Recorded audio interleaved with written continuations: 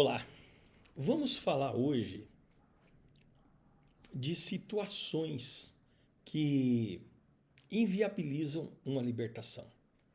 A pessoa precisa apresentar evidências do novo nascimento como sensibilidade ao pecado e às práticas espirituais.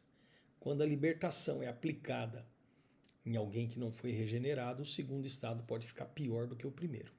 Nós não podemos seguir com a fase da libertação irresponsavelmente, porque nós corremos o risco de sermos negligentes. Então, é evidentemente, daí a razão pela qual o questionário contém perguntas ali que, dentre as primeiras, é se a pessoa crê em Jesus como Senhor e Salvador, porque é inviável você estabelecer libertação em quem não é crente.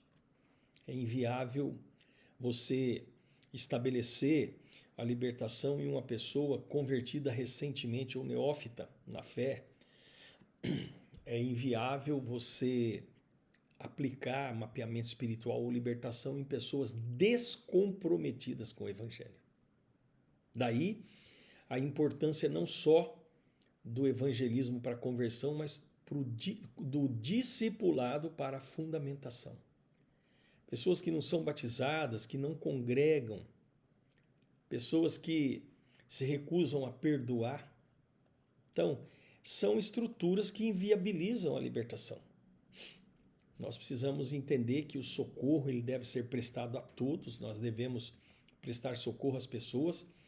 Um conselheiro preparado ele tem sempre uma palavra de orientação para um coração aflito que precisa de cura. Nós não devemos negar o socorro às pessoas que estão inviabilizadas de receber uma libertação por alguma dessas situações, porque nós vamos tornar o problema dessa pessoa ainda maior. Você veja que o pronto-socorro de um hospital atende uma situação de emergência. Embora não tenha o diagnóstico completo do caso, mesmo que o problema não seja resolvido completamente, ali na emergência eles não vão negar um pronto atendimento a uma vida. Então eles vão fazer de tudo ali para estancar sangramento, para tirar a dor, para estabilizar uma fratura externa, enfim. Da mesma maneira, um conselheiro ele precisa amar o próximo, mais um amor dotado de misericórdia e de profunda compaixão. O Espírito Santo ele sempre tem algo para alguém que busca socorro em Deus. Ele Por essa razão, nós não temos o direito de negar a alguém quando está necessitado de uma palavra. Mas entenda, a gente ministra ali na urgência para paralisar, na verdade, a ação dos demônios, para que essa pessoa possa entrar num ambiente de preparo ou preparação para um processo mais profundo de libertação. Devemos compreender, todavia, que às vezes Deus manda fazer silêncio. Então, se você sente que o Espírito Santo impediu que você dissesse qualquer palavra como conselheiro, o que você deve fazer é orar. Como Paulo ali, no livro de Atos, ele estava descendo para Bitínia e o Espírito Santo impediu ele que descesse para a Ásia. Às vezes o propósito nosso como conselheiros não é falar, é ouvir e orar. Então, a precipitação no ambiente da libertação é um caminho muito perigoso, para um conselheiro, porque existem erros que são extremamente difíceis de consertar. Nós temos visto quantas pessoas têm sido assoladas por problemas graves quando elas não têm conhecimento de um assunto ou o discernimento de uma situação e elas querem resolver. Então, existem situações que nós devemos orar e não nos pronunciarmos sobre a questão. Nós precisamos entender que as estruturas que às vezes inviabilizam um bom aconselhamento, elas não podem ser permanentes. Então, quando nós falamos, por exemplo, que situações que inviabilizam uma libertação, o recém-convertido, a pessoa descomprometida com o evangelho, a pessoa que não congrega. Então, lógico que você vai fazer o quê? Você vai discipular. Você vai discipular, você vai dar um direcionamento a partir dos princípios bíblicos, você vai ajudar a pessoa nos momentos de dor, de aflição, mas ao mesmo tempo você vai conscientizá-la da responsabilidade cristã e da legalidade estabelecida por espíritos malignos que estão assolando essa pessoa, e nós vamos, com o discipulado, encorajá-la a sair desse ambiente que ela se encontra. Então, uma das estruturas bastante importantes para um conselheiro é que ele precisa estudar e conhecer a palavra de Deus e ter segurança na ministração.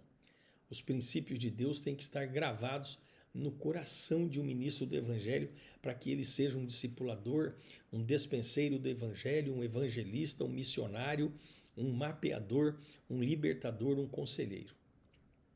Ele tem que estar alinhado com a verdade, descartando qualquer possibilidade de influência que venha da velha natureza, que venha da alma, que venha do humanismo, que venha da filosofia, vãs filosofias, tem que ser descartada. E para isso, precisamos conhecer profundamente a palavra de Deus. Então, Timóteo diz ali, né? 2 Timóteo 2,15, procura apresentar-te a Deus como obreiro aprovado,